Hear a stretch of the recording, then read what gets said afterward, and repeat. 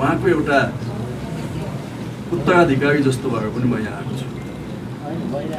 यसो भनेर मलाई कुनै हिन्ताबोध छैन, मलाई गर्व छ। प्रधानमन्त्री केपी शर्मा ओलीले नेकपाका नेता योगेश भट्टराईलाई संस्कृति पर्यटन तथा नागरिक उड्डयन मन्त्री बनाएका छन्। राष्ट्रपतिको कार्यालय शीतल निवासमा आयोजित एक कार्यक्रमबीच राष्ट्रपति विद्यादेवी भण्डारीले नवनियुक्त मन्त्री योगेश भट्टराईलाई पद तथा गोपनीयताको शपथ दिलाएकी थिइन्। तत्कालीन संस्कृति पर्यटन तथा नागरिक उड्डयन मन्त्री रविन्द्र अधिकारीको विक्रमसम्म 2075 साल फागुन 15 गते ताप्लेजुङमा भएको हेलिकप्टर दुर्घटनामा निधन भएपछि प्रधानमन्त्री केपी शर्मा ओलीले नै सो मन्त्रालयको कार्यभार सम्हाल्दै आएका थिए। मन्त्री नियुक्त भएपछि योगेश कुमार भट्टराईले आफू स्वर्गीय रविन्द्र अधिकारीको उत्तराधिकारीको रूपमा आएको बताएका थिए।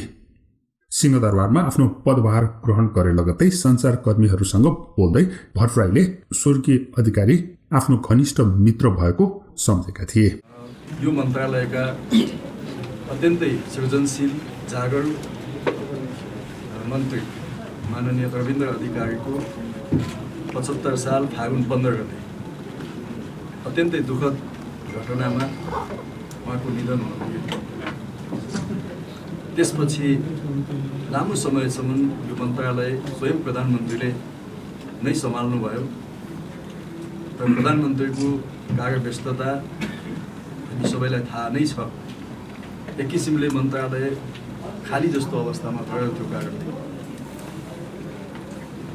र उहाँको दुःखद निधनले हामीले एउटा राम्रो युवा राजनीतिक कर्मी गुमाएका थियौँ। मैले मेरो असाध्यै घनिष्ठ मित्र गुमाएको थिएँ र आज परिस्थितिले घटनाक्रमहरूले उहाँ बस्नुभएको कुर्सीमा म आएँ। म यति बेला उहाँलाई सम्झिन चाहन्छु। उहाँसँग मैले लामो समय मेरो जिन्दगी बिताएको छु। सुखमा दुःखमा सबै क्षणमा हामी सँगसँगै हिँडेका थियौँ। उहाँले नै यो मन्त्रालय अझै राम्ररी सम्हाल्न सक्नुहुन्थ्यो, सम्हालिरहनु भएको थियो। यो मन्त्रालयलाई उहाँकै नेतृत्व आवश्यक थियो। त्यस कारणले नै प्रधानमन्त्रीले एउटा सही चोइस गर्नुभएको थियो यो मन्त्रालयलाई।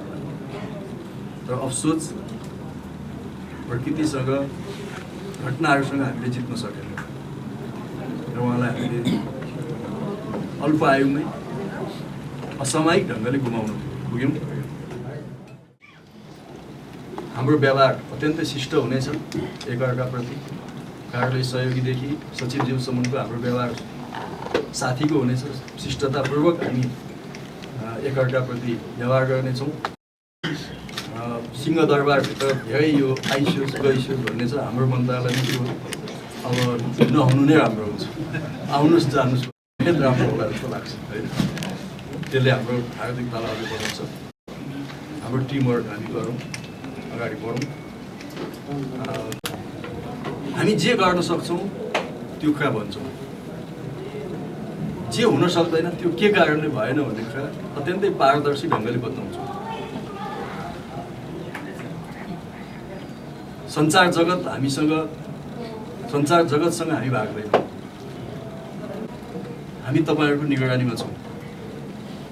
प्रधानमन्त्री र व्यवस्थापिका संसदप्रति जवाबदेही छु। हाम्रो सङ्घीय संसदप्रति जवाबदेही छु। त्यसैले हर काम हाम्रो पारदर्शी हुनेछ, सहभागितामूलक हुनेछ। साथै व्यापक छलफल बहस अन्तर्क्रियाबाट नै हामी गर्नेछौँ। निर्देशनहरू कम हुनेछन्। हामी स्वतः बुझ्छौँ कि हामीले के काम गर्छौँ। किनकि म एउटा समाजवादी सङ्गठनमा विश्वास गर्ने मान्छे भएको हुनाले समाजवादी सङ्गठनले सबैको भूमिका अपेक्षा गर्छ, सहभागिता अपेक्षा गर्छ, फिडब्याकहरूको अपेक्षा गर्छ र हामी सामूहिक निर्णयबाट अगाडि बढ्छौँ। नेपाल भ्रमण वर्ष 2020 यो त आइ नै हाल्यो। 2020मा जुन लक्ष्य राखिएको छ त्यो लक्ष्यमा हामी पुग्छौँ। त्यसका निम्ति हाम्रो मन्त्रालयका सम्पूर्ण संयन्त्रहरू सम्पूर्ण तागत र शक्तिका साथ अगाडि बढ्छन्। पोखरा अन्तर्राष्ट्रिय विमानस्थल, गौतम बुद्ध अन्तर्राष्ट्रिय विमानस्थल, मलाई खुसी लागेको छ समाचारहरूमा सुनेर कि यो द्रुत गतिमा काम भइरहेका छ। यी गौरवका आयोजना हुन् र यी सकेसम्म भनिएको समयभन्दा पहिले हामी कम्प्लिट गर्ने उद्देश्यका साथ अगाडि जान्छौँ। भएन भने पनि तोकिएको समयभित्र हामी यो कम्प्लिट गर्छौँ र आउने भ्रमणवर्षलाई पनि यसले सहयोग पुर्याउने गरी जान्छौँ।